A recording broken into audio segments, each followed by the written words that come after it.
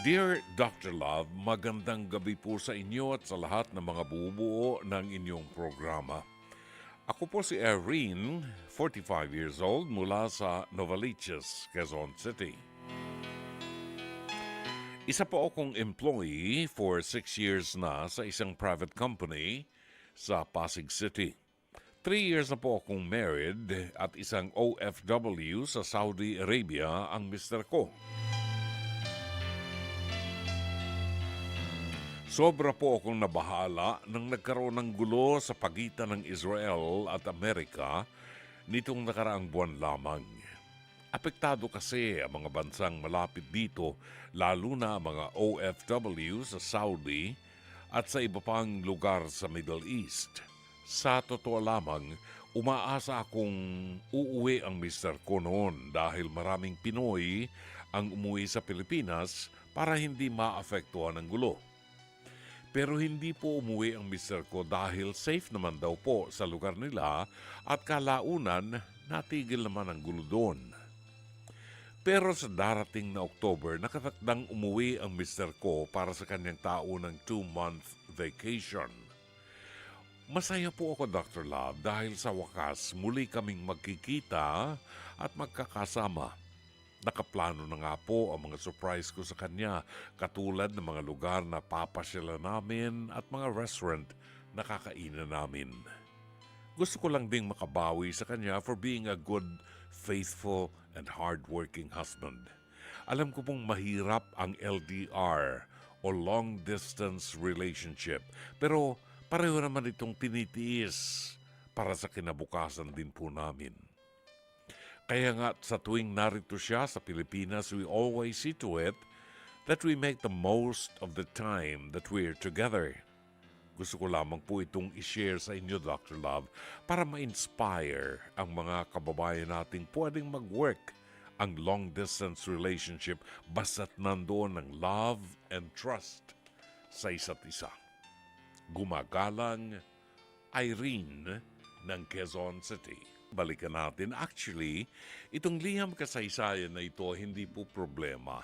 Ibinabahagi lamang po ng ating letter sender si Irene ng Quezon City ang kanyang experiences, ang mga worries niya at ang kanyang mga plano.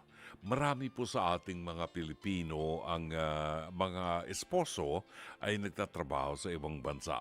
Tunay po na talagang ang digmaan na nagaganap sa Israel ay marami pong naapektuhan.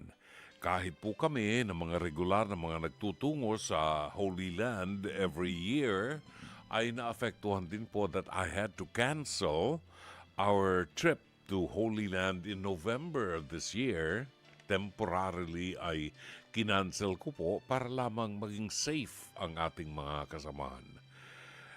Patuloy ang ating panalangin na sana po ay magkaroon na ng kapayapaan sa daigdig. Totoo ang sinasabi ng ating letter sender na si Irene na ang long-distance relationship ay posible at magtatagumpay. Now, wag po nating pakaasahan sapagkat hindi po malaking porsyento ng LDR ang nagtatagumpay. Lalo po kapag magsyota lamang, yung magnonobyo pa lamang, no? Yung mga mag-asawa na meron ng commitment, merong sacramental wedding, merong vows, mas madali po para sa kanila. No? Although may mga temptations, may mga tukso, mahalaga sa long-distance relationship ang patuloy na komunikasyon sa isa't isa. Noong araw na kami po ay nag-abroad, napakahirap pong mag-communicate sa pamilya.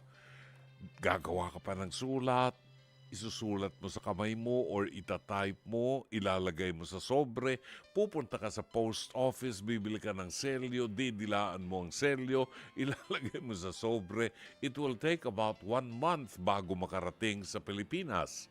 1 month pa uli bago sila makapagpadala. So it takes some time. Ngayon po, kaiba na ang teknolohiya. And I'm sure sina Irene na ginagawa ho nila yan, meron na po tayong internet, no? Meron tayong iba-ibang paraan para makapag-communicate tayo, either audio or video. At ito po ay napakalaking bagay.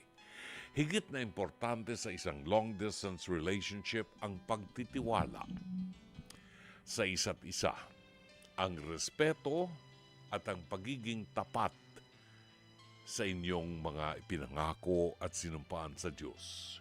Chastity is very, very important sa relasyon ng mag-asawa na long-distance relationship.